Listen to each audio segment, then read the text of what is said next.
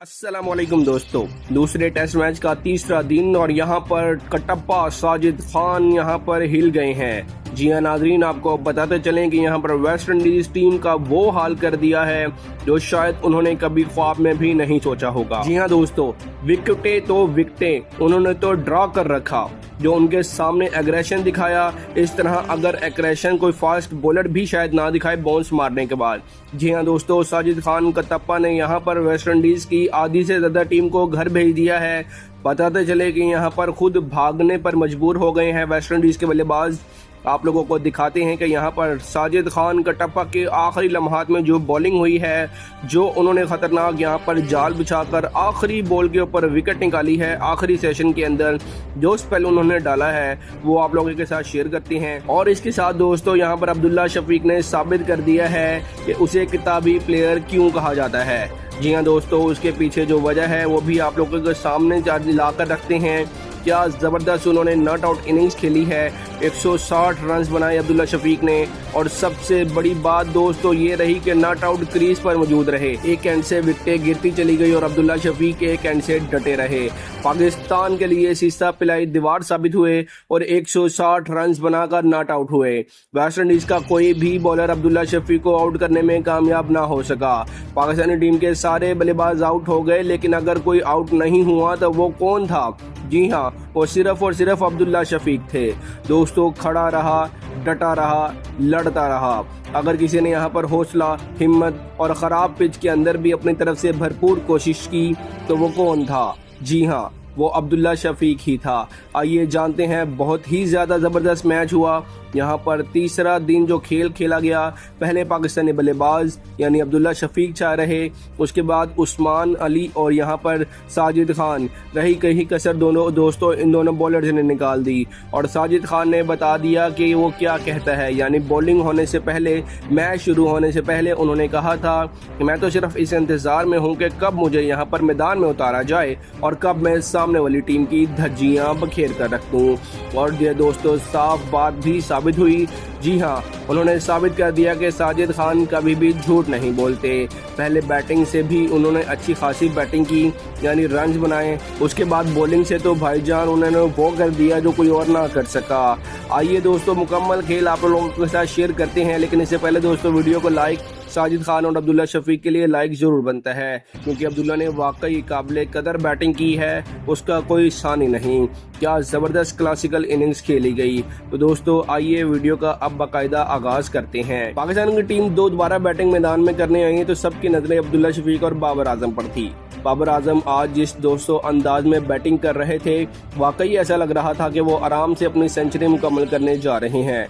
बाबर मुसलसल अच्छी शॉट्स खेल रहे थे, खराब गेंदों को बाउंड्रीज के बाहर भेज रहे थे और ऐसा महसूस हो रहा था कि उन्हें आउट करना वेस्ट इंडीज के लिए तकरीबन नामुमकिन हो चुका है। वो सेंचुरी से सिर्फ 12 रन्स की दूरी पर थे।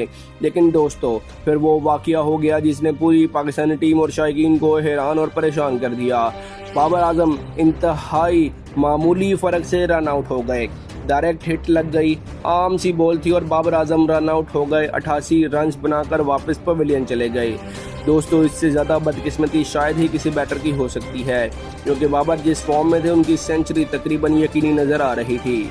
दोस्तों बाबर आजम के आउट होने के बाद अगर किसी एक खिलाड़ी ने पाकिस्तान की इनिंग्स को संभाल कर रखा तो वो अब्दुल्ला शफीक थे।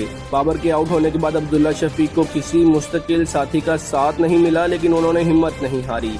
एक तरफ विकेटें मुसलसल गिरती चली गई और दूसरी तरफ अब्दुल्ला शफीक क्रीज पर सीसा पिलाई दीवार बने रहे।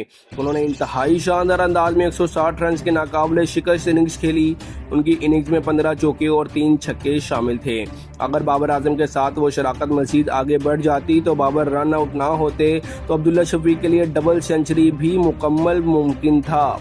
जी हाँ दोस्तों, इसके बावजूद 160 रन बनाकर एक ज़बरदस्त इनफरादी कारकर्दगी जरूर है और वो नॉट आउट रहे हैं। अब्दुल्ला शफीक ने साबित कर दिया है कि मुश्किल हालात में भी वो पाकिस्तान की बैटिंग को संभालने की सलाहियत रखते हैं।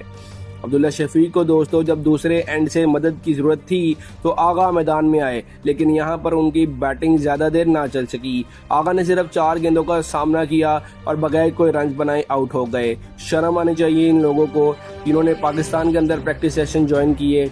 वहाँ पर प्रैक्टिस सेशन के अंदर यहाँ पे इन्होंने वेस्ट इंडीज़ के अंदर भी प्रैक्टिस की और अब्दुल्ला शफीक जो ग्लोबल लीग खेलने गए हुए थे 10 माह बाद उन्हें अचानक एक मैच के लिए मौका दिया गया दूसरे टेस्ट मैच में। ना उन्होंने पाकिस्तान में कैंप ज्वाइन किया, ना उन्होंने वेस्ट इंडीज़ की पिचेस के ऊपर आकर प्रैक्टिस की, डायरेक्ट मैच खेलना शुरू किया और नॉट आउट गए। और यहाँ पर रिजवान को देख लें, आपके इमामुल हक को देख लें, आगा सलमान देख लें, जिन्होंने कैंप को भी ज्वाइन किया पाकिस्तान के अंदर और वेस्ट इंडीज़ के पिचेस के ऊपर आकर प्रैक्टिस सेशन भी इन्होंने किए यहाँ पर। उसके बावजूद ये कोई खातिर ख्वाह कारकर्दगी दिखाने में नाकाम रहे हैं। दोस्तों पाकिस्तान पहले ही बाबर आजम के विकेट खो चुका था और ऐसे वक्त में आगा सलमान से उम्मीद थी कि वो कुछ देर क्रीज पर रुकेंगे और अब्दुल्ला शफीक का साथ देंगे, लेकिन ऐसा नहीं हो सका और आगा सलमान 0 रन बनाकर आउट हो गए। उसके बाद हमारे जनाब आए विकेट कीपर बल्लेबाज रिजवान। उनकी बैटिंग भी पाकिस्तानी शायकीन की तवक्कुआत के मुताबिक नहीं रही। रिजवान ने सिर्फ 18 रन बनाए और फिर अपने विकेट गंवा बैठे और रिजवान की दोस्तों सिर्फ एक इनिंग्स को निकाल कर आप बाकी सारी पिछली इनिंग्स उठाकर देख लें रिसेंट ईयर की, आपको 20, 25, 30, 18, 7, 10, 11 रन के अलावा कोई कारकर्दगी नहीं मिलेगी। जिस वक्त टीम को एक बड़ी पार्टनरशिप की जरूरत थी तो रिजवान एक मरतबा फिर अब्दुल्ला शफीक का साथ छोड़ गए। तो दोस्तों यहाँ पर बाबर आजम की कमी शदीद महसूस होने लगी। साजिद खान ने सिर्फ बॉलिंग ही नहीं बल्कि बैटिंग में भी पाकिस्तान के लिए अहम किरदार अदा किया। उन्होंने अब्दुल्ला शफीक के साथ अच्छी पार्टनरशिप बनाई और 30 रन की मुफीद इनिंग्स खेली। ये इस वक्त बहुत अहम थी क्योंकि पाकिस्तान के टॉप ऑर्डर और मिडिल ऑर्डर कई बैटर जल्दी आउट हो चुके थे, लेकिन साजिद खान दोस्तों 30 रन पर आउट हो गए। उसके बाद उन्होंने गेंद के साथ वो किया जिसने वेस्ट इंडीज के बैटिंग को मुकम्मल तौर पर परेशान कर दिया। साजिद खान ने दोस्तों 12 ओवर्स में सिर्फ 32 रन देकर 4 विकेटें हासिल की, जिनमें 2 मेडन ओवर्स भी शामिल थे और उनका इकॉनमी रेट सिर्फ 2 रन फी ओवर था। यानी साजिद खान ने दोनों शोबों में अपनी मौजूदगी का भरपूर एहसास दिलाया। अली उस्मान ने साजिद खान का बेहतरीन साथ दिया। बैटिंग में उनके बल्ले से सिर्फ 10 रन आए, लेकिन बॉलिंग में उन्होंने दोस्तों कमाल कर दिया। उन्होंने 16 ओवर्स के अंदर 2 विकेटें हासिल की और 3 ओवर्स मेडन करवाए। उनका इकॉनमी रेट 1.7 रहा और उस मुश्किल पिच पर ज़बरदस्त बॉलिंग की उनकी निशानी थी। खासतौर पर किंग होल्डर की विकेट अली उस्मान के लिए अहम रही, जिन्होंने 34 रन बनाकर LBW आउट करके पाकिस्तान को बड़ी कामयाबी दिलाई। पाकिस्तान के फास्ट बॉलर मोहम्मद अली और जो है ना उबैद शाह को स्पेल दिया गया। साजगार पिच पर ज्यादा मददगार वो साबित नहीं हो सका। मोहम्मद अली 8 ओवर्स में 28 रन दिए, कोई विकेट हासिल न कर सके, जबकि उबैद शाह ने 4 ओवर्स में 13 रन दिए। दोनों विकेटें तो हासिल नहीं कर सके, लेकिन उन्होंने रन को मुकम्मल तौर पर बेकाबू भी नहीं होने दिया। खास तौर पर उबैद शाह का 13 रन देना काफ़ी किफ़ायती बॉलिंग थी। दोस्तों वेस्ट इंडीज़ की जानिब से चंदर पॉल ने अच्छी मुजामत दिखाई और 47 रन बना दिए, लेकिन फिर साजिद खान ने उन्हें LBW आउट करके पाकिस्तान को पहली बड़ी कामयाबी दिलाई। साजिद खान के पहले ही ओवर के अंदर दूसरी गेंद पर भी ये पाकिस्तान के लिए इंतहाई विकेट थी, क्योंकि उसके बाद वेस्ट इंडीज़ की बैटिंग पर दबाव वाजिया बढ़ता चला गया। किंग होल्डर ने भी पाकिस्तानी बॉलर के खिलाफ अच्छी मुजामत दिखाई और 34 रन बनाए। शुरू में वेस्ट इंडीज के बैटर्स ने फास्ट बॉलर्स के खिलाफ रन बनाने की कोशिश दोस्तों जरूर की, लेकिन जैसे ही स्पिनर्स को यहाँ पर बाबर आजम लाए सूरत हाल बदल गई। अली उस्मान ने होल्डर को LBW आउट कर दिया और वेस्ट इंडीज की एक और अहम विकेट हासिल कर ली। उसके बाद तो दोस्तों साजिद खान और वेस्ट इंडीज के बैटर्स की मुसलसल दबाव यहाँ पर बढ़ाते चले गए। कभी विकेट मिल रही है, कभी डॉट बॉल्स के जरिए बैटर्स को प्रेशर में किया जा रहा था और साजिद खान का जारहाना अंदाज अलग ही नजर आ रहा था।